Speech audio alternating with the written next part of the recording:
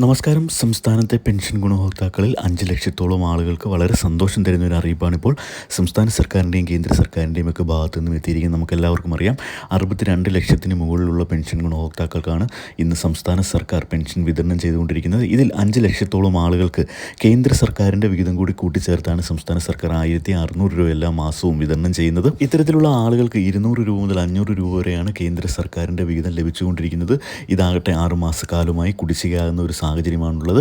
അപ്പോൾ കേന്ദ്ര സർക്കാർ 2023 ജനുവരി മാസം മുതൽ ഇത്തരത്തിലുള്ള പെൻഷൻ ഗുണഭോക്താക്കളുടെ അക്കൗണ്ടുകളിലേക്ക് നേരിട്ടാണ് ഈ ഒരു തുക നിക്ഷേപിച്ചുകൊണ്ടിരിക്കുന്നത്. അതുകൊണ്ടാണ് ചിലപ്പോൾ സംസ്ഥാന സർക്കാർ പെൻഷൻ വിതരണം ചെയ്യുമ്പോൾ ചില ആളുകളുടെയൊക്കെ അക്കൗണ്ടുകളിൽ 200 രൂപ മുതൽ 500 രൂപയുടെ വരെ കുറവുകൾ സംഭവിക്കുന്നത്. അപ്പോൾ ഈ ഒരു തുക ഇപ്പോൾ വിതരണം ചെയ്യുമെന്നാണ് ഇപ്പോൾ അറിയിപ്പ് വന്നിരിക്കുന്നത്. കഴിഞ്ഞ ലോക്സഭാ തിരഞ്ഞെടുപ്പിന് മുന്നോടിയായി ഈ ഒരു തുക വിതരണം ചെയ്യാൻ പോകുന്നുവെന്ന അറിയിപ്പുകളൊക്കെ വന്നിരുന്നെങ്കിലും ആരുടെയും അക്കൗണ്ടുകളിലേക്ക് ഈ ഒരു തുക എത്തിച്ചേർന്നിട്ടില്ലായിരുന്നു. അപ്പോൾ ഈ ഒരു തുക ഇത്തരത്തിലുള്ള ആളുകൾക്ക് ലഭിക്കണമെങ്കിൽ അവർ കൃത്യമായും അവരുടെ ബാങ്ക് അക്കൗണ്ടുകൾ ആധാർ കാർഡുമായി ലിങ്ക് ചെയ്യേണ്ടത് അത്യാവശ്യമാണ്. ഇത്തരത്തിൽ ആധാർ കാർഡുമായി ലിങ്ക് ചെയ്തിട്ടുള്ള ബാങ്ക് അക്കൗണ്ടുകളിലേക്ക് മാത്രമായിരിക്കും ഈ ഒരു പെൻഷൻ തുക എത്തിച്ചേരുക. അതുകൊണ്ട് തന്നെ കേന്ദ്ര സർക്കാരിൻ്റെ പെൻഷൻ വിഹിതത്തിന് അർഹതയുള്ള ആരെങ്കിലും ഇത്തരത്തിൽ ആധാർ കാർഡ് ബാങ്ക് അക്കൗണ്ടുമായി ലിങ്ക് ചെയ്യുവാൻ ഇനിയും ബാക്കിയുണ്ടെങ്കിൽ എത്രയും വേഗം തന്നെ ഇത് ചെയ്യേണ്ടതാണ്.